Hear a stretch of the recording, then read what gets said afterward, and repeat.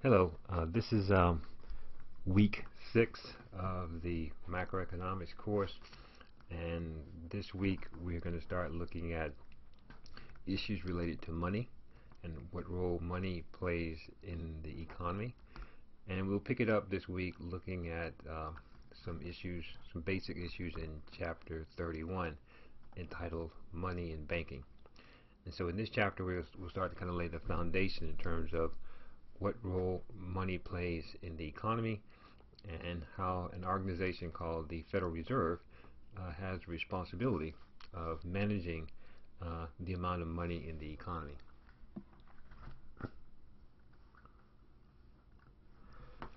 So it begs the question, what is money?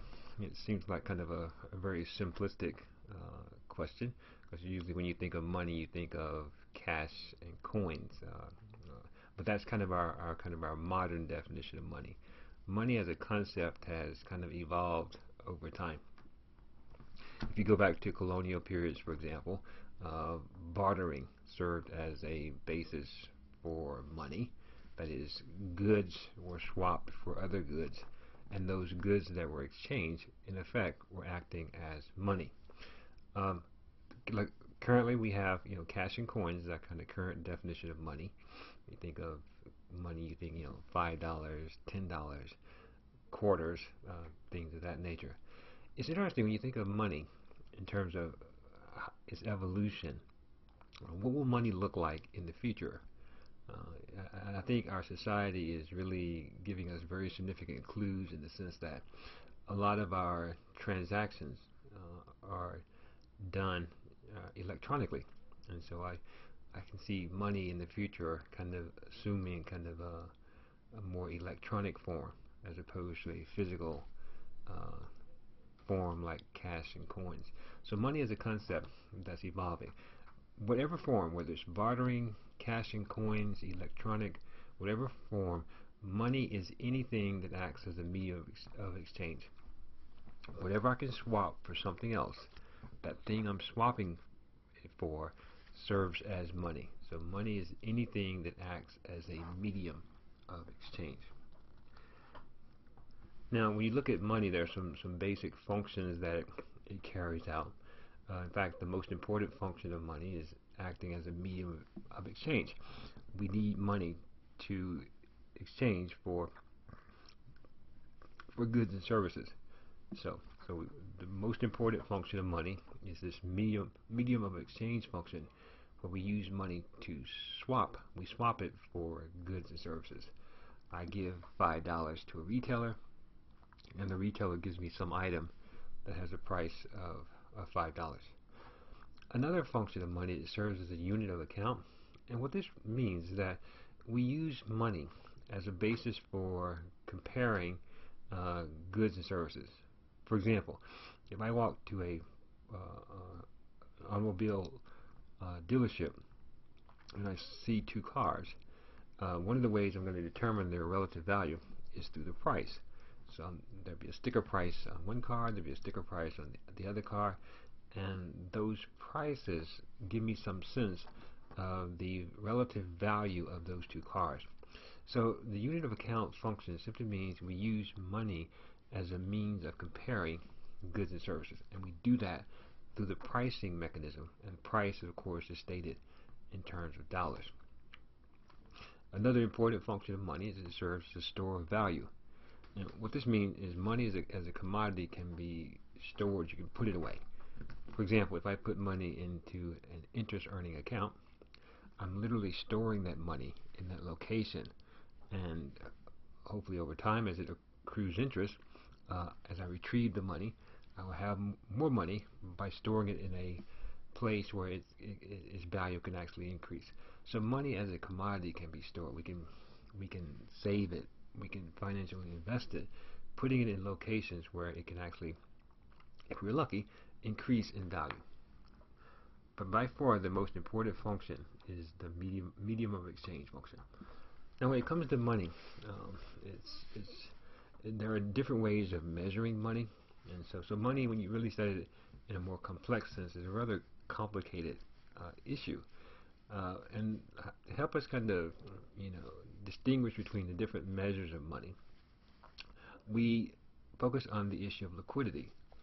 And liquidity, of course, looks at how easily something is convertible to cash.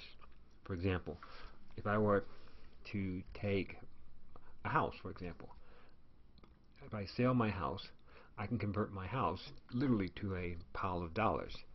So if I find a buyer that's willing to buy my house, and they give me money for it, I've taken a physical asset and literally liquidated it to a cash form. So liquidity refers to the ease at which an asset can be converted to cash. So by definition, cash itself is the most liquid money asset because it's already in cash form. And so there's a system that's in place that helps to organize different money measures, and the system is governed by this issue of liquidity. So you'll start with money. Our current definition of money is cash and coins, and that's going to be your most liquid measure. And then you identify some interesting money concepts called near monies, and these near monies are like things that are not quite money, cash and coins, but at some level they're substitutable. Now, that degree of substitution becomes more intricate as the near monies become more complex. So near monies are things that are close substitutes for money. Some are more closer than others, but they're called near monies because they are not money, but they're close, they're substitutable. And so to make distinction between money and near monies, there's a money classification system referred to as M1. And so every component of M1 is considered relatively liquid. So in M1, for example, you'll have cash, you'll have coins, and you'll have checkable deposits. Checkable deposits is just a nice way of saying checking accounts, like writing checks. So cash is very liquid, coins, of course, are very liquid, and a check is relatively liquid too. In many cases, you can use a check in lieu of actual physical dollars. So everything that's a part of M1 is very liquid, either cash or easily substitutable for cash, like a check. Now, there's another layer in this classification system called M2, and the items that make up M2 are less liquid than the things that are contained in M1. So for example, M2 is going to include M1, so you can think of M1 as being a subset of M2, but it also includes some additional things like savings deposits, small denomination time deposits such as CDs. And small denomination typically means any time deposit that will have a value of $100,000 or less, and things like money market mutual funds. So those items, savings deposits, time deposits, and money market mutual funds, are not as liquid as cash and coins, because particularly in the case of time deposits, you have to wait until they reach perhaps some maturity before you ideally convert them to cash. So the items that make up M2 are items that are less liquid than the components of M1. And so the near monies would be anything other than cash and coins. So checkable deposits, savings deposits, small denomination time deposits, money market mutual funds are considered near monies because at some level they are substitutable. They can be substituted in place of cash. Of course, checks will be very close to cash. Money market mutual funds, for example, will be a little further in terms of the liquidation process. So the most liquid money measures are part of M1, and then there's another level called M2, and it concludes more kind of more near monies. All right. Now, an organization that we're going to spend a lot of time looking at, both in terms of structure and also in terms of policy activity, is the Federal Reserve System. And I'll refer to the Federal Reserve System as the Fed. And the Fed is our nation's central bank, and its responsibility is overseeing the amount of money in our economy. And so by regulating the amount of money, it engages in something called monetary policy, which we will look at in a lot of detail in a couple of chapters. So the Fed is the organization that's responsible for controlling the amount of money in our economy. And within the Fed system, there are several interesting auxiliaries. The main policy-making unit is called the Board of Governors, and they are responsible for giving direction in terms of how to control the money supply. So they're the ones who initiate the monetary policy. It's interesting. We're going to have a new chairwoman of the Fed in 2014. Her name is Janet Yellen, and she'll be replacing the current chairman of the Fed. His name is Ben Bernanke. So Janet Yellen will be the first woman to serve as the chairperson of the Federal Reserve, and she'll assume that duty in early 2014. Now, in addition to the Board of Governors, there's an auxiliary within the Fed called the Federal Open Market Committee, or FOMC. And the FOMC they assist the Board of Governors, and the FOMC is kind of like the financial unit of the Fed. So when the Board of Governors make policy, it's the FOMC that takes actions called open market operation actions that really make the Board of Governors policies go. They activate the Board of Governors policies. Also within the Fed system, there are 12 Federal Reserve district banks, and these 12 banks are strategically located around the various parts of the United States. In the textbook, for example, they give the location of the 12 district banks. For example, there's one in Dallas, there's one in Chicago, there's one in Atlanta, there's one in Boston, San Francisco, and so forth. And so those district banks, you can kind of think of them as kind of like the extensions of the Board of Governors. When the Board of Governors make policy, it's up to the district banks to make sure that policy is implemented in their district. A district is a collection of states.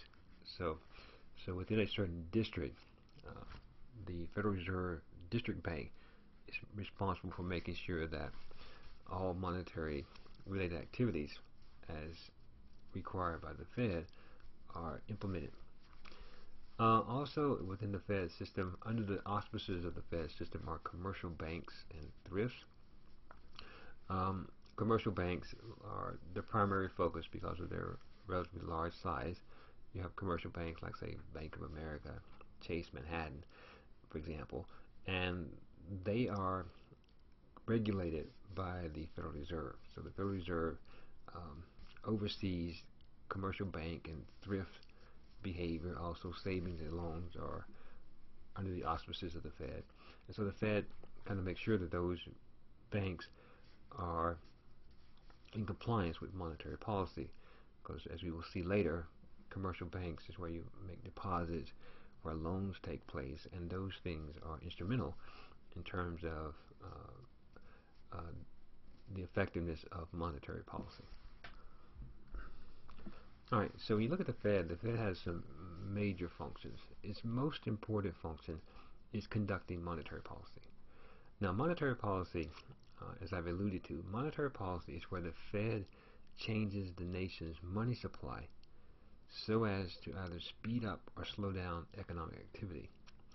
So by literally changing the amount of money in circulation, the Fed can accelerate transactions or slow them down. And so that's why the Fed was given its charter in 1913, was to control the money supply so that economic activity would be more stable.